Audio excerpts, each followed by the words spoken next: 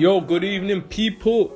Trying to do the last minute prediction video between Daniel Dubois and Nathan Gorman. The fight starts in probably an hour and a half, so I'd like to get this out right now. I know, too late, but better late than never.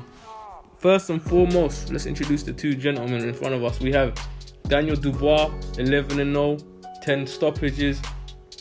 That looks like a certified record. He's beat guys like Kajanu.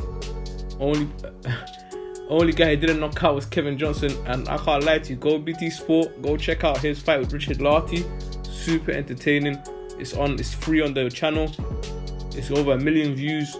The fight was brilliant. Now, his opponent is Nathan Gorman, 16-0, 11 stoppages, 23 years old, cousin of Tyson Fury. I know, trains with Ricky Hatton. Now, this fight, a lot of guys will just look at them at the weigh-in and be like, yo, Dubois gonna kill this guy. Who's this? Like, if you didn't even know about Gorman, you might think he's got a padded record, but if you've seen him fight, you'll notice straight away he's the real deal. He demonstrates a lot of intelligence, a lot of anticipation and skill inside that ring. He counters very well. His shot selection is brilliant. I like the way he goes up to the body, like up to the head, and follows with the body on the same hand. Like, what can I say? His skills are real deal. Like, he has real deal top skills, but his stamina has always come into question because he always looks like a champion in the first 5 rounds.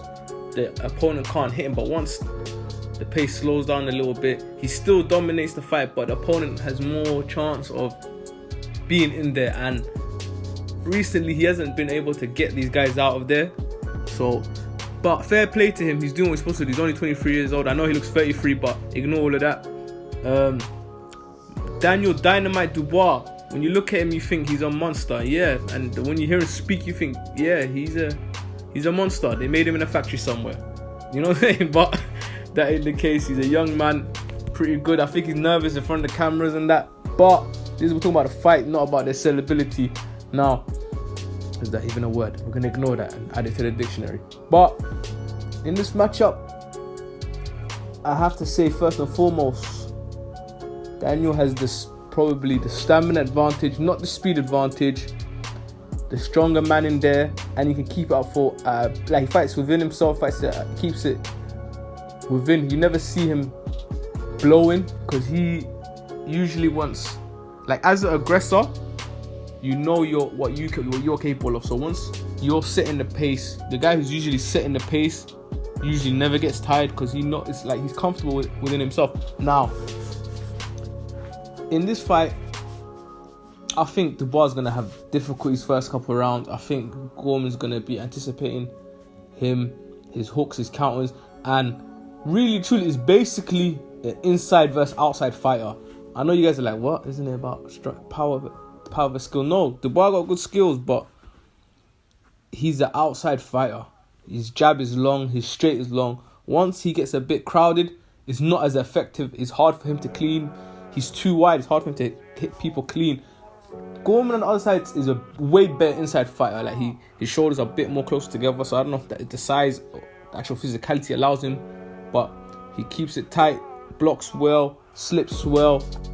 Combinations are very quick and the variety, they're not predictable. So I hands down give it to him in that. But I don't think, I know this is gonna sound great, but I don't think Gorman wants it on the inside, even though that's his best option. I think he's gonna try come over the jab, hook around the strike. Like, he's gonna use his chance, but I don't know, man. I see Daniel Dubois winning this fight. I see Daniel Dubois dictating the distance that this fight is fought at. He usually is the front forward guy. I can see him just staying right outside Gorman's reach, just keeping the jab. It might not look pretty, but he's just gonna continue to hit him up.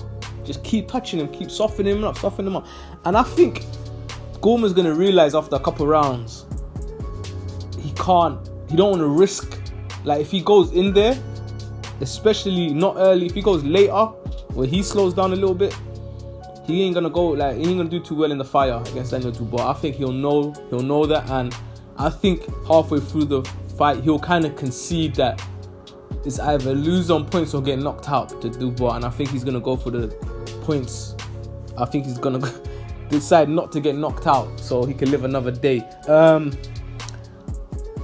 I think he should, if he finds himself in that situation, I think he should go for the gusto and try and knock out Dubois, because it'll make the fight memorable. You don't want to be those guys that just lay down and people are like, oh yeah, you just talking all that big game for nothing. At least you try if you try and knock him out. So hopefully it's a brilliant fight, but I don't see it. I see Daniel Dubois with a mid to late stoppage, but I would not be surprised if Gorman lays down and Dubois takes the decision victory. I know 4-1, big odds, yeah, but I got Daniel Dubois winning the fight, late stoppage or decision. Fight Pack signing out. Smash the like button, subscribe, notification bell. If you like the beats by Patrick West, go check him out YouTube. Done. See you guys again for another one.